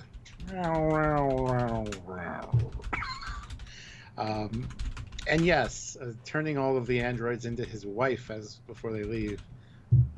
It's quite awful. Don't really like the uniforms on the males anyway. They kind of show a little too much. Male androids. Or just enough. But yeah, it's a fun one, especially when they're playing with the make-believe bomb, and the androids are going crazy because they think they're not seeing things correctly. Yeah, it's fun. It's a fun episode, but the best part of it is the kind of the interaction between Kirk and Mudd during this one. The rest is just kind of it's fine, and again they get to kind of play some goofy. A lot of the main characters get to play some goofy kind of aspects. So, yeah, it's an interesting one. Yeah, I've always liked this one because it sets its tone very well, and it once again creates people they're not going to win against without being very creative, because just like 10 Datas, you're not going to beat 10 Datas. And if I recall correctly, it starts out with Mudd being the villain, as in like they played for, and you very quickly realize he's a prisoner too. And it's like, Yeah. oh, but these are the servants. No, like it's really fun. And if you love TOS in the 60s, like, oh, they brought back the guy who I think is a character actor people knew anyway. Right. Yeah. Great costume. I like the main people. The fake bomb scene is excellent. It's just fun. Yeah, I think it's a solid B. I think it has enough charm to win at a B. If the sets were maybe more interesting, but I'm certainly seeing more reuse as we scroll through things. But yeah, I think it's a darn solid B. Yeah, absolutely. We got a bunch more super chats in, so that's good. Not a band account, $5. Wolf in the Fold. Let's review the one where Piglet is the killer and Scotty hates all women. Ah, yes. Red Jack. That was a dramatic sentence right there. Goodness. Yeah, this is another one of the ones where there's something moving from planet to planet and has been for centuries, because this virus essentially is Jack the Ripper from Earth. And yes, it's kind of a murder mystery vibe. We even have like it's foggy outside, a la London in the 1880s. But who did the murders? It turns out to be, the voice of Piglet, that actor, Red Jack. I like it because I like Jack the Ripper stuff. And I mean, it's an interesting concept. I don't know if it was really done super well. I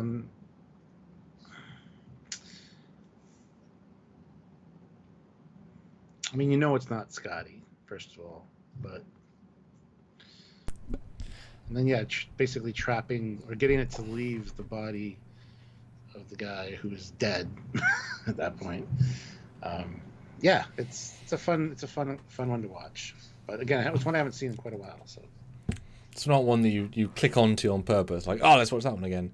Yeah, my memory because the Jack the Ripper thing. But my memory of this is above average idea, below average execution. It's fine. And I'm scrolling and it looks a bit odd. So I'd say C for this. Mm-hmm. It doesn't realize its potential. Which, hey, C is not bad, but I and it would have been fun if it'd been like whatever his name, Galloway, whatever. Someone from another episode who could be. It's like, oh, I brought back a guy from previous episode. He could be the killer, right? Just because we've known him in a previous episode. Yeah. All right, next up we got Sergeant Montgomery with $2. Deadly Years. TNG did a similar episode one. And Aussie. We have double Deadly Year. Which is beautiful. Thank you so much, guys. It all makes the absolute difference. Yes. Come on, let's go.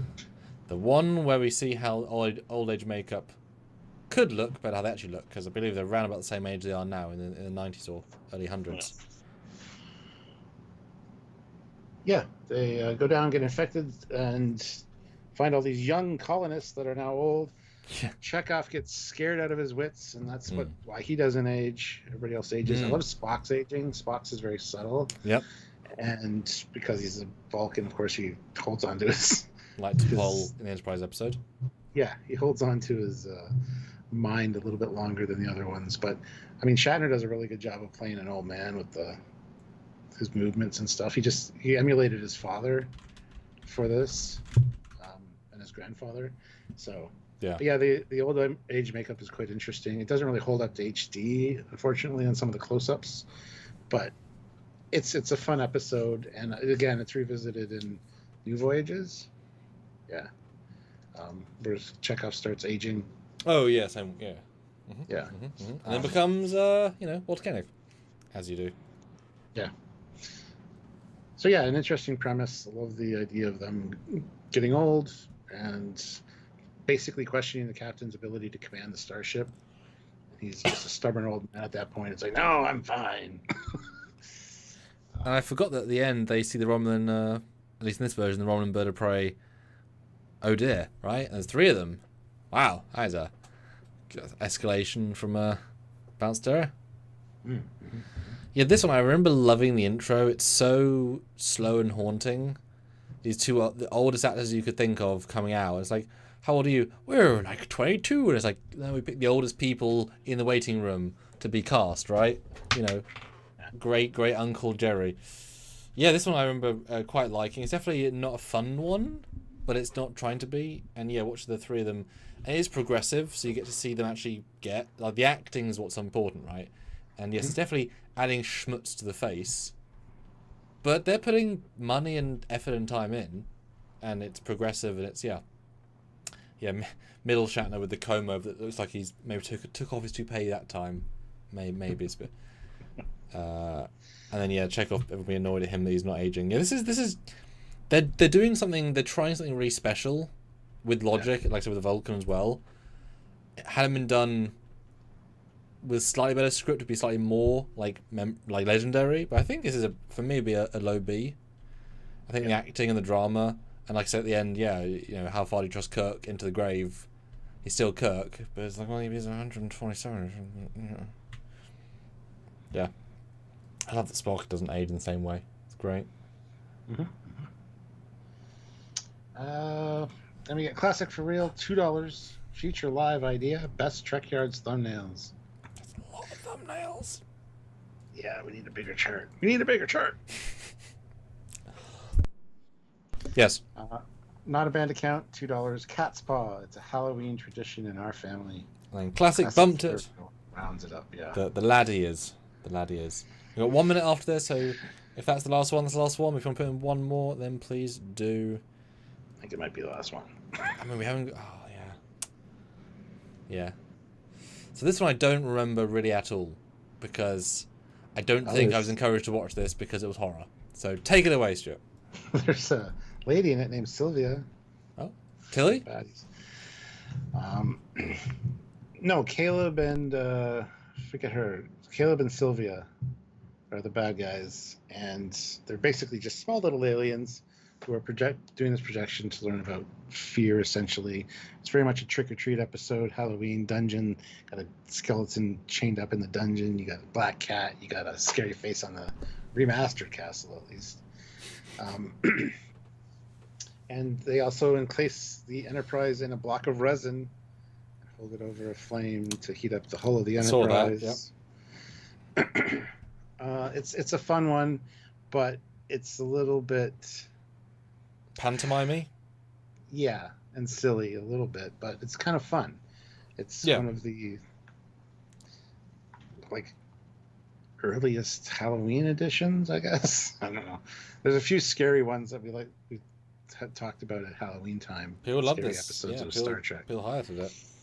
And all the power, again, they have power, but it's all contained in this little scepter that Kirk shatters, and that's what destroys the illusion. And you see the actual alien forms, which you actually see on a screen in one of the classrooms on Enterprise D in one of the TNG episodes. You see the little alien form, like they were studying that. So it's a fun ride. It's not the best episode by any stretch. The giant cat is just like a shadow, and it looks kind of silly. You get Sulu and Scotty as zombies, brainless zombies they just wander around. So that's interesting, I guess.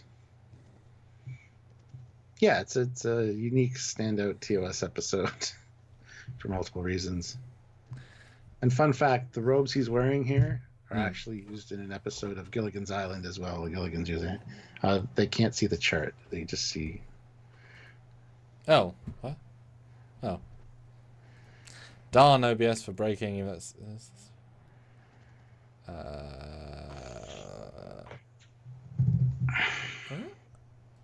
no. Yeah. Oh, it's not even giving me the option anymore.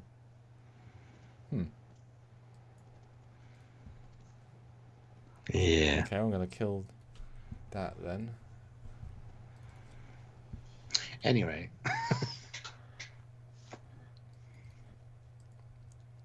Yeah, this one for me is probably going to be a C.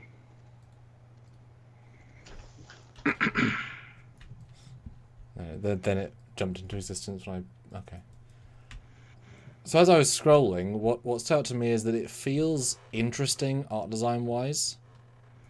like a lot of these have been like, oh, it's the same TOS sets, but as in like, you know, blank walls with lighting. This kind of has a unique look to it, which I like. Main guy looks a little bit silly, but that's neither here nor there. I don't know the context, of course, but why is Kirk macking with another lady in the exact same way every other lady? It's like we've seen that. Like I've scrolled every episode. It's like same exact kiss, Shatner. Stop making out with everybody in the same way. But no, looks kind of fun. It definitely looks pantomime-y. Like they had some of these things as sort of set dressing, and not in a bad way, just in a, you know, it was always going to be silly, right? It's playing into that zone, but if it feels like, okay, cool question before you say the C.